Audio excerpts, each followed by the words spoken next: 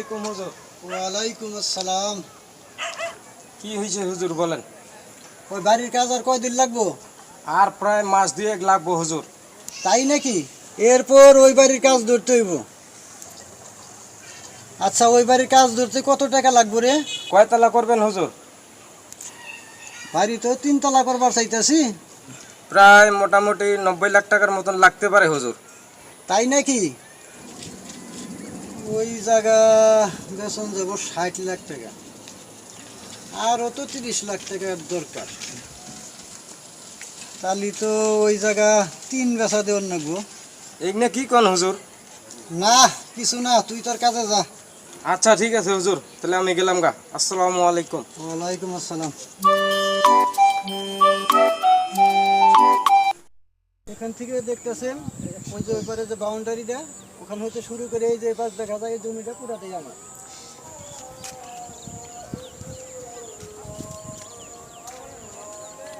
আপনার জমি কি পছন্দ হয়েছে ভাই? জমিটা পছন্দ হয়েছে, কাগজপত্র ঠিক আছে কি না? আমার জমির কাগজপত্র সবই ঠিক আছে, প্রয়োজনে আপনি যাচাই করে নেবেন। আচ্ছা ঠিক আছে, দামটা তো কমান যায় না? দেখেন ভাই, আমার জমিতে কোনো ভেজাল নাই, কাগজপাতি সব সলিড। দাম তো 75 লাখ, আপনি 70 লাখ দিয়েন। আচ্ছা ঠিক আছে, বায়না কবে করবেন ভাই? কাগজপত্র যদি ঠিক থাকে তাহলে আগামী 15 দিনের মধ্যে বায়না করবো। আচ্ছা তাহলে ঠিক আছে, আমি আর কারোর কথা দিব না। ঠিক আছে ভাই, যাই তো না?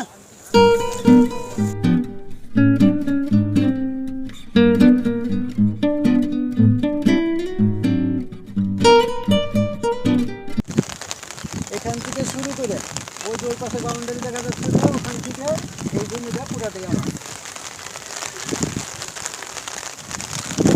সবই তো দেখলেন, জমি কি আপনার পছন্দ হয়েছে? হ্যাঁ, পছন্দ হয়েছে। কাগজপত্র ঠিক আছে তো? কাগজপত্র সবই ঠিক আছে, একবারের জায়গায় 10 বার যাচাই করে নেবেন। ঠিক আছে, খালি বায়না কবে করবেন? সব ঠিক থাকে, আগামী 15 দিনের মধ্যে বানা করবো। আচ্ছা ঠিকই আছে। তাহলে চলি ভাই। মক্কেল তো 2টা হইলো, কিন্তু কারকটার দরকার, তাহলেই তো আমার 90 লাখ টাকা হয়ে যায়।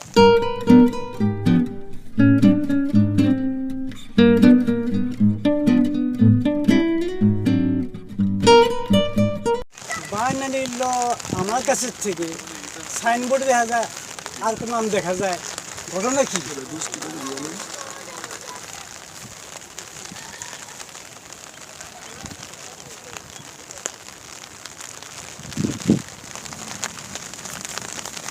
কি দেখেন ভাই আপনি?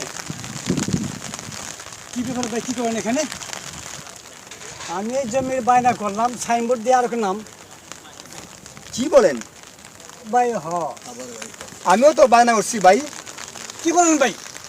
হ, তাহলে তো চিন্তার বিষয়, যে সাইনবোর্ড লাগাইছে তার ধর্ম গিয়া দেখি সে কি বলে। তাকে ফোন দেন, আসতে বলেন। আচ্ছা আপনি আসেন, আসেন।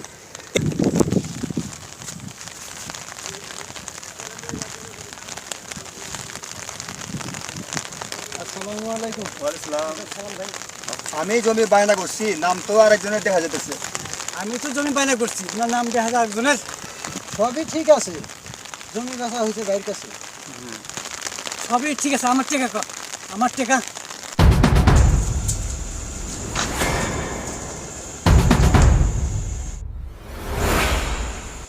এই যে এই লোকটা আমার কাছ থেকে টাকা নিছে, বায়না টাকা নিছে, আমাকে টাকা বুঝাই দেয় নাকি? হে, আমার কাছে তো বায়না নিছে, জমিতে দেখে আরেকজনের সাইনবোর্ড। সবই তো শুনলাম মফিস, তুমি যে অন্যায় কাছে তুমি বুঝছো, তোমার তো সিটারি মামলা দিতে হইব। চেয়ারম্যান সাহেব, আমার ভুল হয়ে গেছে, আপনি মানে মাফ করে দেন। আগামী 15 দিনের ভিতরে এই লোকের টাকা ফেরত দিবা, বুঝছো? বলে দিলাম। এই লোকের বাকি টাকা নিয়ে জমির রেজিস্ট্রি বুঝাই দিবা, বুঝছো? আচ্ছা ঠিক আছে চেয়ারম্যান সাহেব। কোনো মফিস, এখন আর সেই দিন নাই যে এক জমি তুমি 2-3 বার বেচবা। এখন ডিজিটাল যুগ, বুঝতে তো? কম্পিউটার টিপ দিলেই সব চলে আসে, জমিটা কার, কোনো কিছু লুকানো যায় না, ডিজিটাল যুগ। এই যে হুজুর, আজকে থেকে আমি আর আপনার সাথে নাই। বাটপার দালালের খপ্পরে পইরা আমি জানি কোন বিপদে পইরা যাই। আজকে থেকে আপনার পিছনে আমি আর নাই। এই যে শুনেন আপনারা, এইসব দালালের খপ্পরে পইরা আপনারা সাবধান।